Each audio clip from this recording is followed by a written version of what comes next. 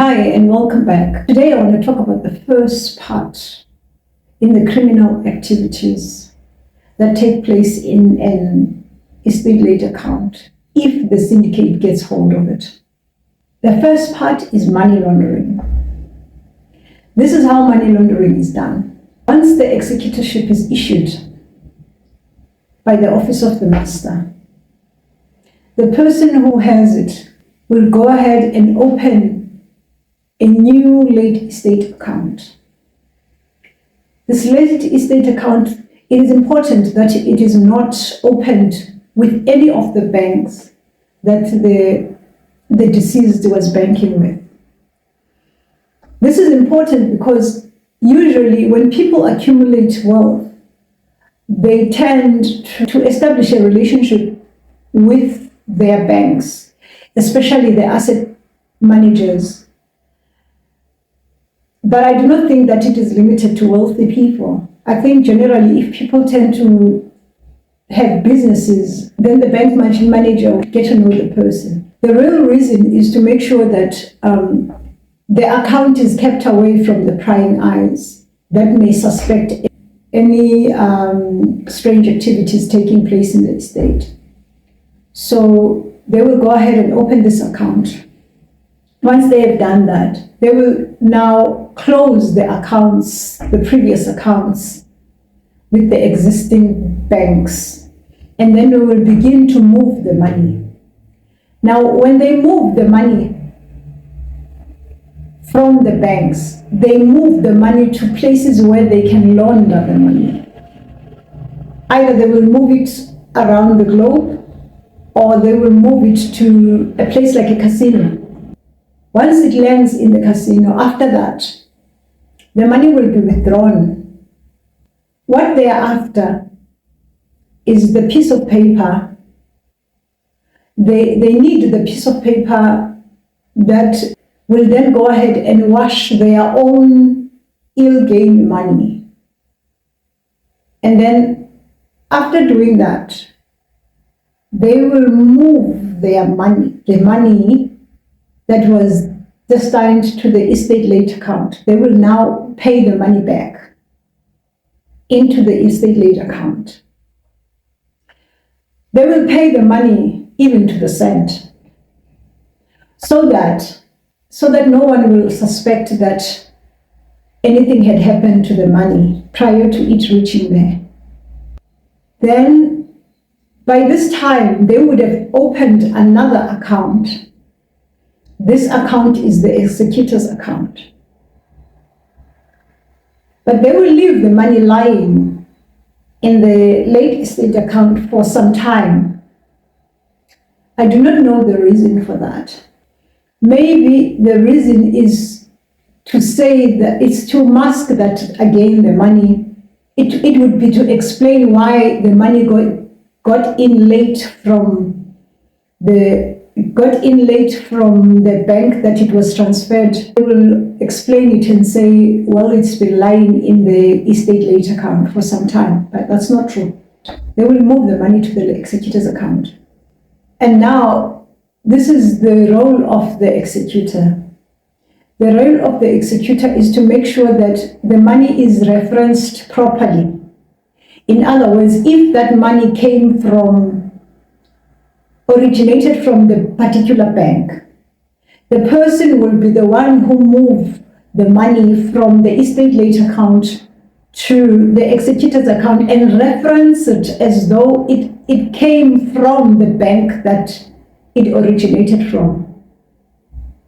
In other words, the executor's account layers the estate late account to hide their illegal activities. This is how money of the deceased is laundered.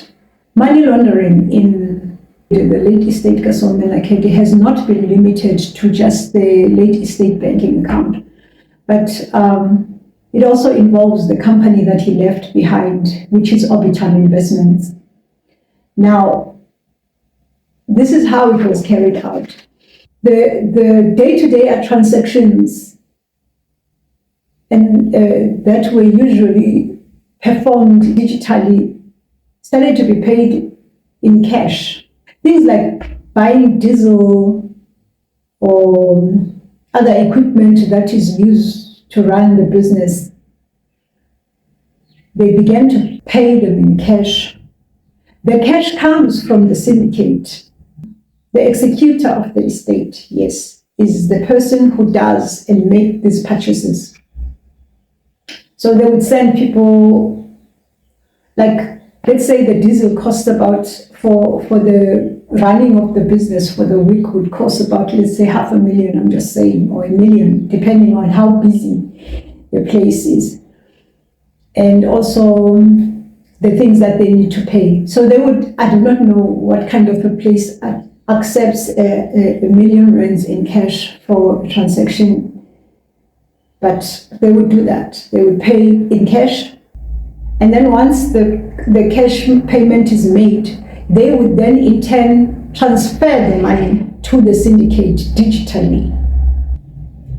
That's how they perform money laundering in the company. This then tells you just how much cash the syndicate has that it needs to launder. Now the question is, where does the cash come from? Where does the cash come from? I don't know. But it's a lot. You do not launder clean money. Clean money, you just go and deposit straight into the bank. So clearly then, the syndicate is involved in a lot of illegal activities for them to have that amount of cash. So what I don't know is whether they do this service for other criminals or they are the criminals. I do not know that. One thing I know, and I've said here, is things that I've seen and that I can prove. If I can't prove, I do not say it. Now, what can you do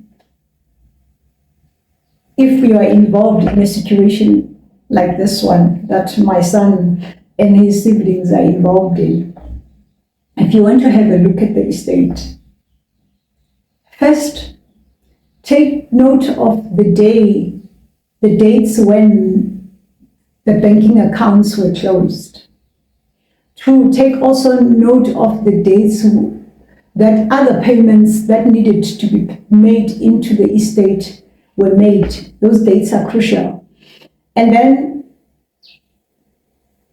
then compare those dates with the dates when the day they land into the executor's account. You may need the criminal account, we call it the criminal account, which is the estate late account, because that estate late account is where all these nefarious activities take place. If you can't find it, the bank itself should be able, from the last day the money ended into the estate executor's account, you should then be able to follow the money trail.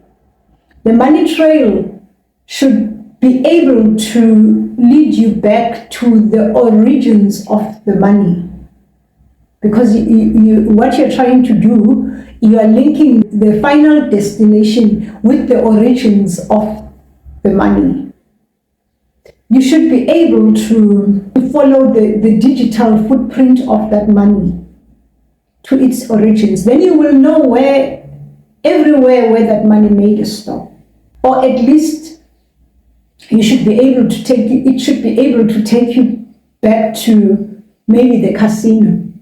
The investigation should be able to follow the digital footprint of the money to its origins. Then you will know who are the people that are involved in the money laundering. And sometimes what these people do, they ask certain people to receive the money for them. There are people that don't want to be known that they are involved in these activities. So what they do, they get fronts, people to front for them, that they receive the money. You must remember they are mafia. So they have people and they have means to control those people. And the money people that are capable of investigations should be able to shape them out and not just take down the fronts. You need to get to the mastermind. You see, our country can't come right until the real people that are involved in the crime, that perpetuate crime in this country, are not the guys in the street, are not Amapara in all this. They are people who are also, they are influential. So if you don't get rid of them, the country cannot heal.